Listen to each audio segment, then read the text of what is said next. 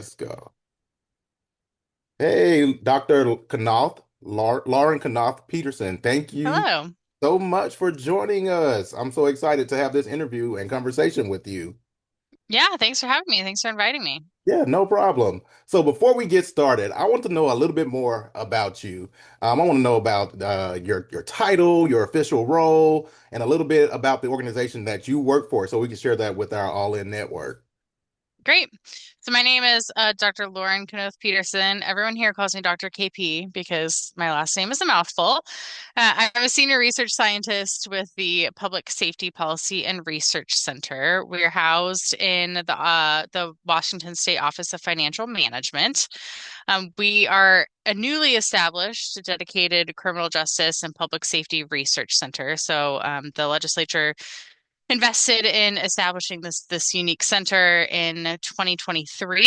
Our center houses the Sentencing Guidelines Commission, the Sex Offender Policy Board, the Traffic Records Integration Program, and then our state's Statistical Analysis Center. But outside of those, we have all those kind of commissions and projects that we work on, and we provide additional technical and research support for, but also do research generally on the criminal justice system in Washington, and then serve as consultants to any and all agencies and branches of government. So, legislature, governor's office, could be local agencies, local courts, or state agencies like Department of Corrections. So, kind of a one-stop shop for any questions on Washington's criminal justice system, and then we can help get folks connected to the right agencies or individuals. Oh, that's fantastic. So you're doing a lot in Washington, it seems like, especially at the organization that you're with. So I wanted to take a little bit, a little opportunity to dive a little bit deeper into some of the work that you're facilitating and kind of connected to some of the work that we're doing at MFJ, especially with the All In Network.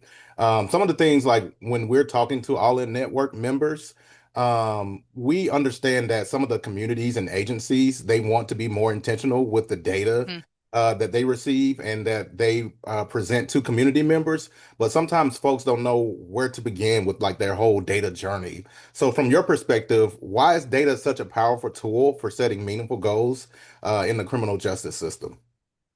I think data are really important to bring everyone to the table. So a lot of times when we're talking about criminal justice system issues or reforms, there are a lot of varying opinions, and really that comes to different values of what positive outcomes look like, different interpretations of what justice is, for example. And individuals oftentimes work with like a sliver of the system. So people who are in the courts, even like judges, they may see the individuals come into their courtroom and they sentence them, but then they may never see that individual again. Similarly for police, police see the people that they're arresting, and they may or may not see those people again, depending on if they come back to the same community, if they engage in any additional delinquent acts. And so data are really important to bring everyone from those different perspectives and those different kind of slivers of the system to a common understanding of what's going on. And so a common understanding of outcomes for individuals and how a certain population compares to a prior population in the system, and really giving that kind of holistic understanding of the system. And I think that that's really important to having productive discussions and bringing individuals together to engage in those types of productive discussions, and not relying just on kind of individuals' exposure or knowledge solely. Oh, absolutely. Yeah. So everybody has to be in unison when they're setting those Mm. goals. And so, like, I know you've probably worked with a lot of different organizations and partners across your work. And from what I've seen, like when you're bringing different people to the table, they all have different lived experiences. So when people are or organizations are in the early stages of identifying what their goals are going to be for their data journey and reviewing the data. So what does that process usually look like? So I don't know if there's any wrong answers or right answers when people start that data journey and trying to, set goals. So what does that journey usually look like, especially for those that are in the early stages of figuring out what their goals should even be? I think there's so much value in descriptive analyses. And as a quantitative criminologist, trust me, I want to be doing quasi-experimental designs and a good diff and diff or find me an instrumental variable. But ultimately, when you're working with policy groups and particularly diverse policy groups, you have to understand what your starting point is. And even as a trained criminologist, there's so much that I know, but I need to know the context of the particular population that we're talking about and the context of the particular individuals moving in and out of a particular point in the system in order to best develop policy goals for that particular system. And so I I think there's so much value in really rigorous and thorough descriptive analyses. And so the first thing is really identifying kind of what data are even available and then working with those data to view the data and the populations and the systems through really different lenses. And so it's not just one single frequency of a variable and looking at what the counts are, but breaking that down by different subpopulations or breaking that down by different agencies that are involved with certain aspects of the population and really trying to understand the landscape from all of those different lenses by using the data and using it really thoroughly in just descriptive analyses. Like there's so much value in that to say, okay, here's what our starting point is. Here's where we can start to identify gaps or needs or patterns that may be problematic that we want to be able to target and where we think that we should be setting goals to change whatever the distributions look like. So really valuable descriptive statistics. And then I really think it's important to have, well, I think it can be valuable to have in group settings at least having an independent person be able to provide some of that data and research. So in our role, I think that that's really a value that our agency brings to different organizations is that we are objective. We try to be as nonpartisan as possible, and we're very clear that we're not making policy recommendations. Our goal is to be able to provide the data to allow the policymakers to make informed decisions. And I think that there's a legitimacy concern nowadays with data that people a lot of times are like, well, you can make data say whatever you want. And so there is some value in, if it's possible, tapping into an objective kind of third party analyst that can provide that data back to the group so that there's that common understanding and the legitimacy and kind of trust building within your group that's working on that goal setting. Got you. So once a group of partners have worked together to identify um, their data journey and they're ready to move to that next step of like setting a goal. So what if they want to talk about reducing disparities or improving outcomes, how do they decide what kind of data to look at? Because like the data for me, there's so many data points. So I wouldn't even know where to start. Like if I had no knowledge, prior knowledge of how to read data or interpret data, I wouldn't even know where to start. So how can they decide what kind of, or how should they decide what kind of data to look at? And how can they tell if a goal is realistic or if it's just aspirational, like a pie in the sky? Yeah.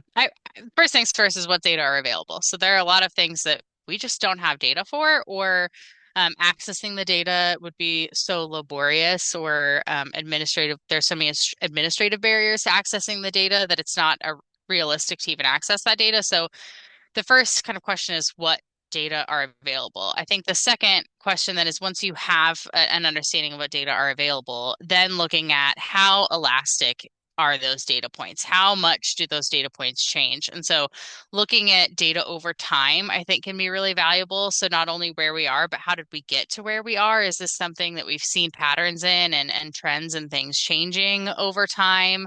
How much have these particular characteristics or outcomes or what have you changed in the past? How much of those changes can you kind of correlate to potential policy decisions? So I know in like our work with MFJ here in Thurston County, the creation of those dashboards has been really valuable to be able to then overlay policy decisions that we know happen. And yeah, we're not doing some really in-depth quasi-experimental design. It's not a causal test of whether or not the policy is what specifically changed those outcomes, but you can look for those correlations to then understand how fluid and how much ability you have to even change a particular aspect in the system.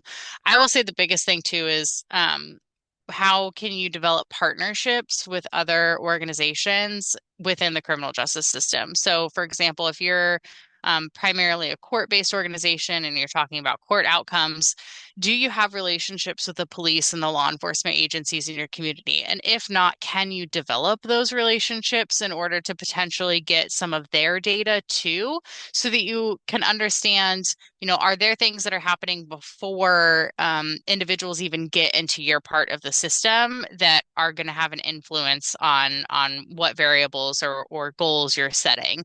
And so is it really something that your part of the criminal justice system can impact or not? So I see this a lot in our disparity work where we'll have court-based organizations talking about wanting to eliminate disparity in sentencing, but that's really difficult to do because of the decisions that are made at policing and at prosecution and everything that happens before a judge imposes a sentence that it's really difficult to envision a world in which just by changing what judges do, you could eliminate disparity in sentencing outcomes without looking at what is funneling everyone to those sentencing decisions in the first place. So I think it's really important to the extent that you can to look at what data are available to you and then what data potentially could speak to upstream aspects of the system, and can you establish relationships with those organizations to help get their support in providing additional data to assess, is this something that you have control over, that you can actually set a goal to change that's realistic,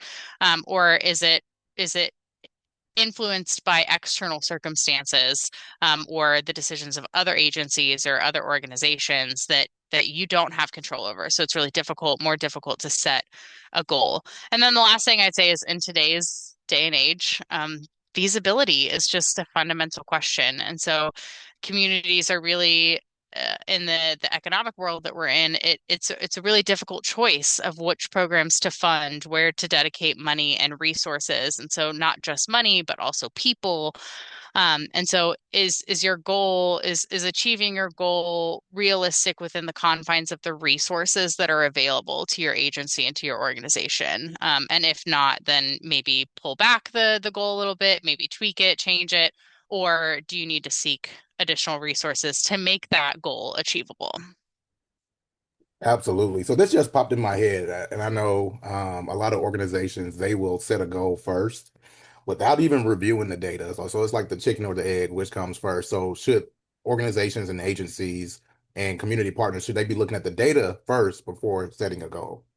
I think so. I think Absolutely. that's really important because you could be setting a goal that then if the data tells you that what you thought was a problem actually isn't as big of a problem. And maybe it's still a problem and still something you would want to target, but when you look at the data, you see an even bigger issue, an issue that's affecting more people, that if you were to invest the time developing a goal to adjust that alternative area, you're going to have a much bigger impact in your community.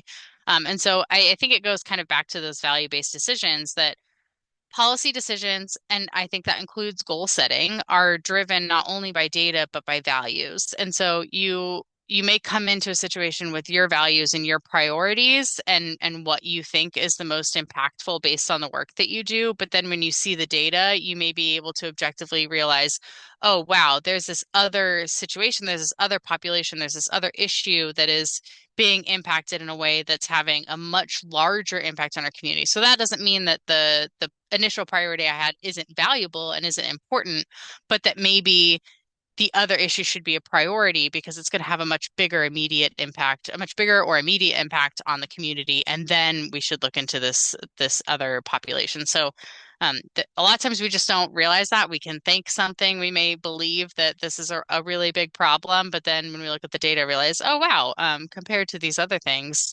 it's it's affecting fewer people. It doesn't mean it's not impactful, but maybe not as big of an issue in the community as you think. Absolutely. And that's a perfect segue into my next question. So when individuals and when organizations are working to set goals, is there like a particular question? Is there a particular set of questions that community members, organizations should be asking themselves just to make sure that they're not, goal setting in the blind, but setting the right goals that are intentional? Yeah, I always ask my policy groups what and why. What is the concern? What's the area of interest? What are you trying to achieve? And why is it important? Why is it a priority? And a lot of times it's interesting because what you'll hear things that are measurable. You'll hear things like, well, this is disproportionately impacting this community or that community. Well, we can check. We can look at that. We can use data to see how disproportionate are these outcomes? How disproportionate are these populations that we're seeing? Or why is it important? Well, it's important because this is costing the county a ton of money, and this is, having a really big impact on our economics. We can look at that. We can look at what's the relative portion of the budget that's being spent on issue X or Y. And so um, asking what and why and really getting a fundamental understanding of that is really critical to then be able to provide the right data. And then when you set the goal, to be able to say, okay, so this is your goal. Let's make sure how does that address the issue that you identified? And how does it potentially create unintended consequences? How does it potentially not align with the values that you identified initially? And so, really setting that core understanding of what are we trying to affect and why are we trying to affect it? And are we all on the same page about that? And then when you're setting your goals, is this goal directly tied to that? How is it directly meeting those desired outcomes or addressing the identified issue? Absolutely. So you've laid out some great steps to being intentional about goal setting, and then like the questions that individuals and organizations should ask themselves to make sure that their goals that they're setting are the right goals. So have you seen where communities or agencies have used data successfully to set goals and to reach the goals? And then what stood out to you in that whole process?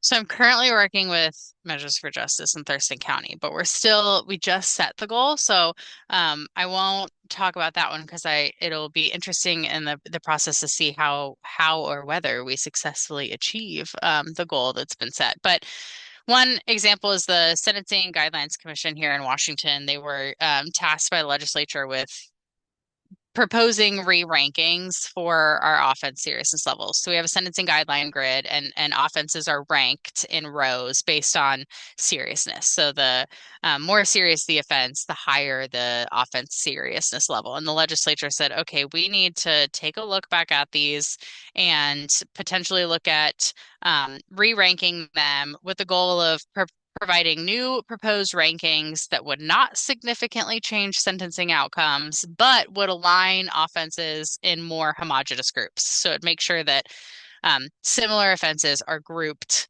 in degree of severity and potential impact of those different crimes. So the commission could have just looked at the offenses and talked about them. They're all practitioners. They're all individuals who work in the court system. They're familiar with what these offenses are. If they aren't, the RCWs, our state statutes, very clearly define what the laws are. And so they could have just said, well, theft two looks very similar to possession of stolen property in the second degree. And so like we think those are like, and those should be put together because, right, like they sound similar. Instead, they did a really rigorous descriptive review and they looked at all of the prior sentences in the past 10 years. I think they did 10 years. They looked at prior sentences imposed for all of the offenses, and then looked at what are judges actually imposing? How are judges actually sentencing these offenses? And then they said, okay, well, if we move, it looks like they're sentencing them really towards the minimum. Maybe judges perceive this one as not being as serious of an offense as everything else in this category. So what would happen if we moved it down one? And then we simulated how could offenses potentially or sentences potentially change for that offense? What's the degree to which they could change? Would they increase? Would they decrease? And by how much? And is that in line with the goal of minimizing the impact to sentencing outcomes while grouping like offenses with other like offenses. And it it's with a really diverse group of individuals, and it was a several month long, maybe a year long project, and they were able to come together at the end with a report with a recommendation to the legislature of what a re-ranking system, what a better potential ranking system for offenses would look like. Now, that means the SGC met their goal, but the legislature, what they choose to do with that, is still up to them, and they have not acted on that yet. But it they really leaned on the data for making those decisions about where offenses should be ranked instead of just kind of their own opinion of the relative severity of different offenses. Absolutely. So on the flip side, uh, have you seen any common pitfalls or mistakes that people make when they're trying to use data to goal set? Yes. I think one of the biggest, um, I would say one of the most common issues that I see is that people not having a thorough understanding of the data or not looking at the data from different angles. And so this is where having a diverse group of individuals, having multiple people at the table, having good relationships with data owners is really, really important. So there's one project I was working on here with the state's criminal sentencing task force, and we were looking at aggravated sentences and disproportionality in aggravated sentences. And on face, it appeared as though I mean, there is significant disproportionality in the aggravated sentences by race, particularly for white and for black defendants. And of course, at first, that led to really big concerns about we need to put more restrictions on aggravated sentences. We need to address the kind of unfettered discretion with aggravated sentences here in Washington because this is a problematic outcome. But then the more we dug into it and we looked at, okay, what are the types of offenses for which there are aggravated sentences and that we're seeing, and we realized that what we were actually seeing was we were seeing that prosecutors were using aggravated sentences as a way to charge bargain to avoid three strikes sentences. And so a three strikes sentence here in Washington would result in a life in prison sentence. And so for the prosecutors to avoid that, they would have to plea down, for example, from a robbery one to a robbery two. Well, robbery two by statute has a lesser sentence. And so the prosecutor still wanted a reasonable robbery one sentence, but they didn't want a life in prison sentence. And so they would negotiate with a charge bargain to change the charge so that it wasn't a three strikes charge and wouldn't result in life in prison, but then aggravate the sentence so that it was more in line with what the individual would receive under a standard sentencing for the original offense. And so then that really opened up the question of like, well, wait, if we put restrictions on aggravated sentences, are prosecutors going to be more likely then to just move forward with the three strikes? And actually, this is going to worsen outcomes because now they're going to be receiving a life in prison sentence. And so, if we hadn't had the right people at the table, we may not, or if we hadn't done the data analysis and not just looked at, okay, what's aggravated sentence outcomes, but how are the aggravated sentence outcomes different by specific offense types and really breaking that down, I don't know that we would have really put that together that the disproportionality we're seeing in aggravated sentences is actually potentially a good thing if it means we're avoiding life in prison sentences, which would be worse level of disparity. So, um, I that's an instance where thank goodness we had the right people at the table, but I think that that is a problem that if you're not looking at the data from all the right angles, and you're not thoroughly understanding of potential limitations in the data, that could be a problem. I'll give you one more quick example, which was I used to do some work in Pennsylvania, and Pennsylvania changed their sexual assault laws. And this is something that has been an issue not only in Pennsylvania, but nationally with some of the ways that national organizations collect information on sexual assault, that there was a change in the statutes and they created a new crime that captured essentially the behaviors of sexual assault or rape. And it was called involuntary deviant sexual intercourse. And someone who didn't understand the data and didn't understand that that policy had passed had gotten Pennsylvania's data and put out something that said, oh, wow, look, like rape basically disappeared. Sexual assault basically disappeared in Pennsylvania. because we have a dramatic drop in the convictions that are happening. But what they didn't realize is the convictions were now just happening under this different offense. And so that can lead to really inappropriate conclusions. And if you're a policymaker trying to set goals, you might think like, oh, well, that's not a problem anymore because you don't understand that where that's captured in the data may change over time. And so I think having a thorough understanding of the data, the limitations, and having the right people and stakeholders at the table that can provide additional interpretation of the data is really helpful and necessary to avoid those kinds of pitfalls. Oh, thank you so much. That was some valuable information, especially when you're bringing together diverse groups. You have to have diverse groups to look at the data because everyone comes to the table with their own lived experiences, Hmm. how they've been impacted by data or not impacted by data. And so having that diversity at the table is super important because it gives an opportunity to look at it from various lenses. Hmm. So as we close, what advice would you give to individuals, whether they're community-based organizations, prosecutors, or researchers, who are ready to start using data more intentionally in their work? Develop relationships with data owners.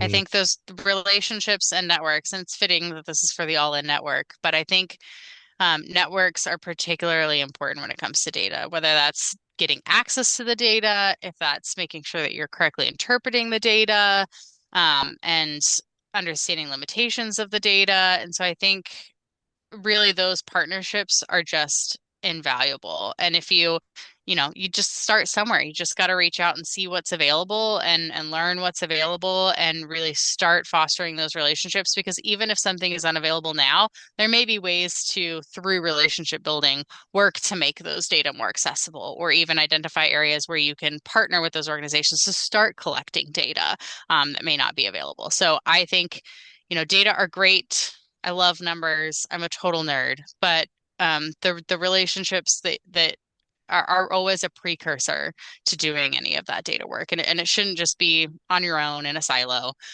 You should make sure that you're working with others and getting help from other individuals and making sure that you're going to use data in a way that's responsible and in a way that's reliable and ultimately helps you develop those proper goals in your community. awesome. Dr. KP, thank you so much for your time and your valuable insight that you've shared with the All In Network members. Again, thank you so much for your time and for your information and your insight into data-centered goal setting. Thank Yeah, of you. course. Thanks for having me. Appreciate it. Awesome. Until next time. Thank All you. right, sounds good.